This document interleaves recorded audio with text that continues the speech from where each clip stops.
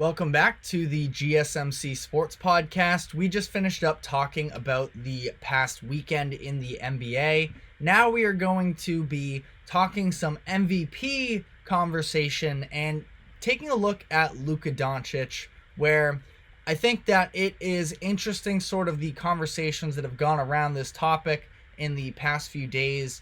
The NBA puts out weekly MVP polls, and in the most recent one, Luka Doncic fell behind one spot to fifth. Jason Tatum leaped him, and a lot of people were really up in arms about the fact that Luka did drop, considering when you look at the scoring output that he has put on and the box scores, he has been incredible. He is just 0.3 rebounds away from averaging a 37-point triple-double since the All-Star break. He's averaging 37.3, 11.3 assists, and 9.7 rebounds on 53-42 shooting splits. So, incredible stats. And I will start out by saying, Celtics fan here, I don't think Tatum has a great case for winning the MVP this year. I don't think he has a real chance at it. I despise the narrative that because of his play in the 2022 finals, that he should be ineligible for this regular season award 2 years later. He is the best player on far and away the best, at least regular season team in the NBA this year. Playoffs, obviously, the Celtics still need to prove themselves, but I think that with the amount of talent that is on the Celtics roster, I think it's really hard for a guy like Tatum, who, because of also how good his team is, that he can compete with some of these guys in the counting stats that they are putting up on other very good teams. But I think when you look at the overall roster, I think it's always funny. And again, Celtics fan, also, NBA fans on Twitter, very toxic, love to twist things one way or another, where Jaylen Brown isn't good until it comes to the Jason Tatum MVP conversation, and then he's the All-NBA player that he already is. But again, just some of the back and forth with some of these guys' reputations can be manipulated so easily. I have no interest in diving into all of that. I am curious for Tatum what the threshold in terms of wins would be to put him more seriously in that conversation. They're currently on pace for 65, 66 wins, which has not been pulled off in a handful of years now, and that would make things interesting. I just don't think that there is really that level because of how good the entire Celtics starting roster is, or starting lineup, I should say, and it would probably take an injury to one of these key guys and to miss a lot of time, Tatum elevating his game to be able to win this award, which in my eyes is definitely not worth it. Porzingis has missed a bunch of games, and I would argue that he is possibly the second most valuable player on the Celtics with the different looks that he provides for the team. But again, even with him out, they have they have two all defensive caliber players in the starting lineup, and they have Jaylen Brown, who's an all-NBA type of player. So that's enough on, Celtics Tatum here, but I throw him in there because he is the one who overtook Luka for that spot, and I think he did because of the level of team success. And that's where, when we sort of dive back into this Luka conversation, him and Tatum both deserve to be in the general conversation. I don't think there is anybody with a real argument to go above them in terms of, if you're giving me a top 5 MVP candidates, they are definitely in the race. Now, Donovan Mitchell has a sneaky argument.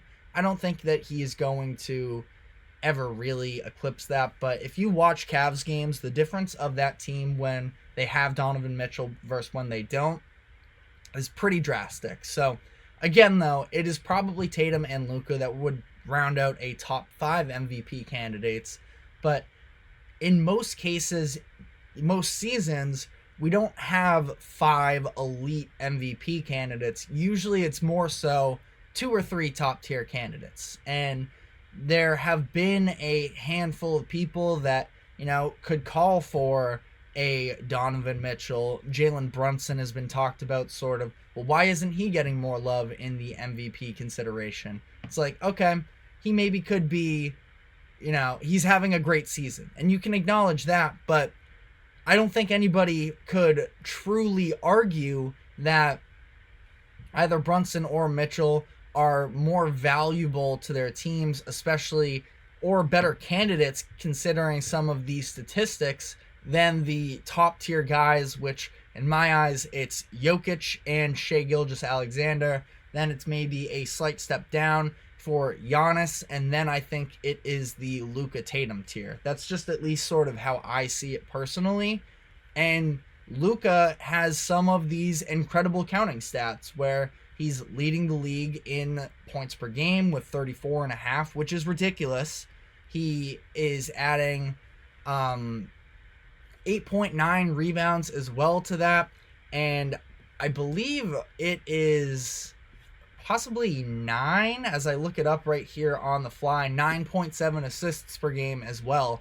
So ridiculous numbers from him, of course, but maybe I'm a little old school.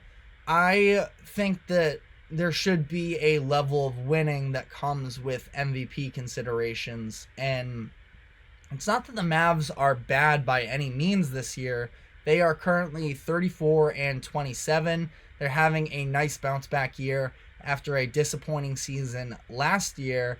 They are the 8th seed in the West as of today. Now, this is in a very competitive Western Conference, so things can change. There is a lot of wiggle room, as we've seen with these teams, where you win a couple games, you can jump from the 8th seed to the potential 6th seed or the 7th seed or something along those lines. But the Mavericks are 6 games out of having home court advantage in the playoffs. That is the top 4 seeds in the conference.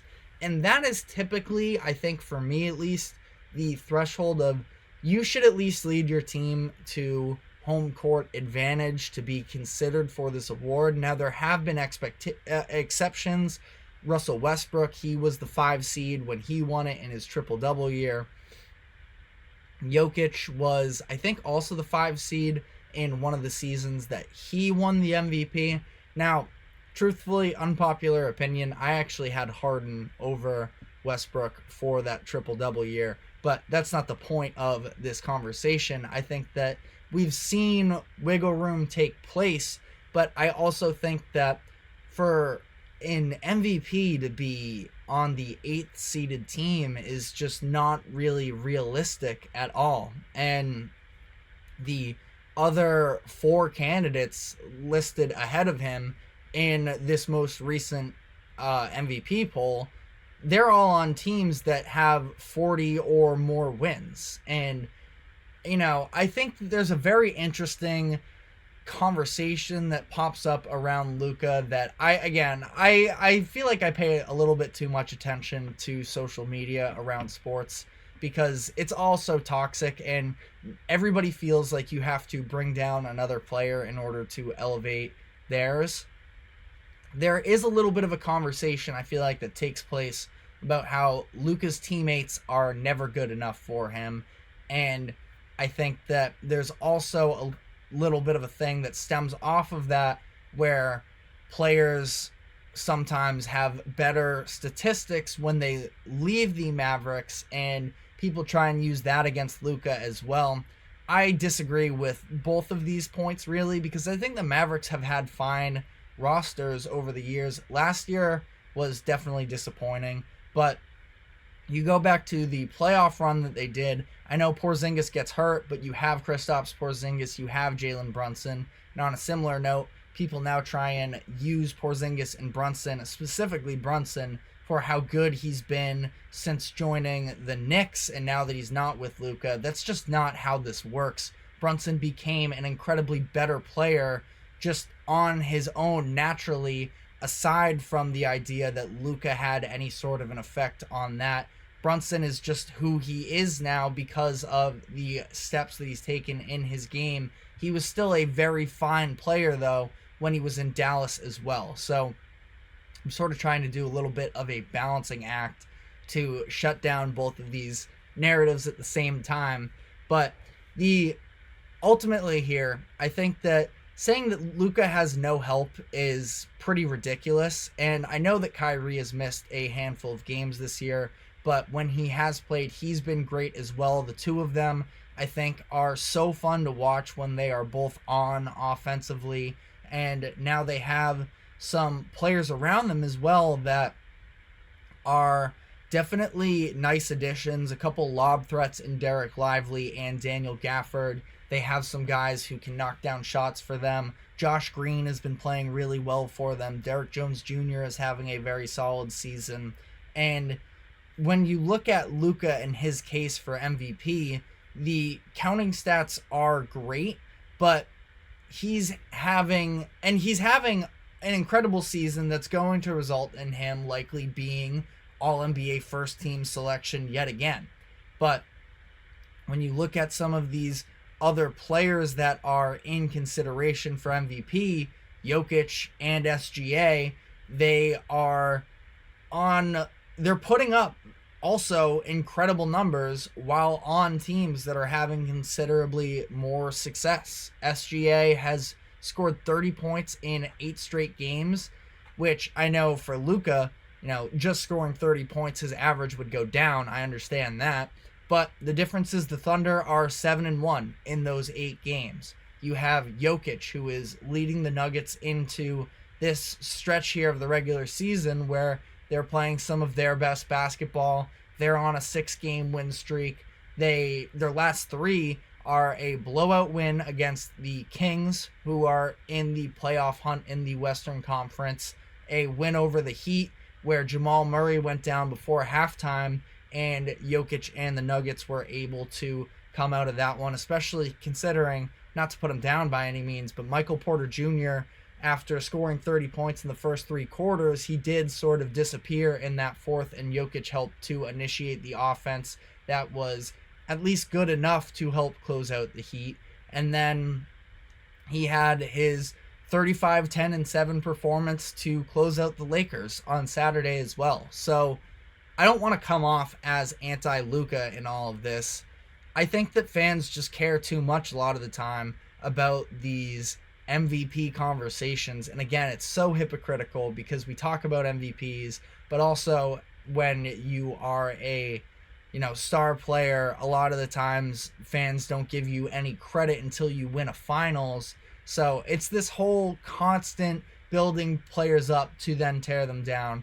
I don't like to partake in it, but I feel like for Luka and the Mavs here, they should be more concerned about trying to make their team more of a real threat in the playoffs, because they've sold off a lot of their future in order to invest in this team. And is the roster perfect? Definitely not.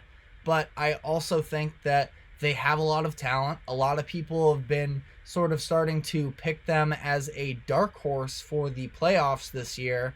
And, they need to sort of get their act together. And again, I'm not sure necessarily. I mean, they've been one of my favorite teams to watch since the trade deadline, but the defense is a real concern with them, in my opinion. It has been since the beginning of the season. It's gotten even worse since the deadline. I'm not totally sure why. Now, Grant Williams is an underrated defender, so losing him possibly plays into that as well. PJ Washington has been very hit or miss on both sides of the ball, I feel like, for the Mavericks. Yesterday, he was definitely miss for them. He struggled a lot in that one. But I just think that the conversations around Luka and the Mavs should be more so maybe about the ownership and the way that they have been putting together these rosters the past couple years.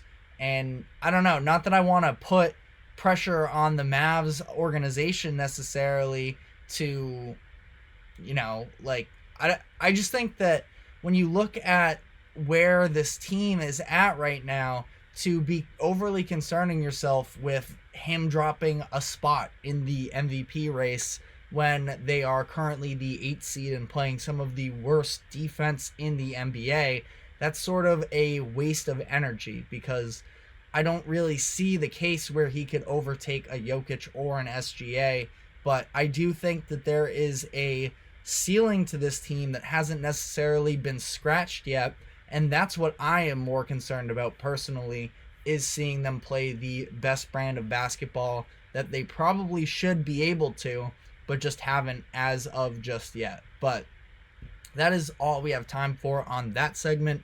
We are going to be taking our final break, and when we come back, we will be talking some college basketball. New polls are out, headed into the final week of the regular season. So stick with us, and we will be right back.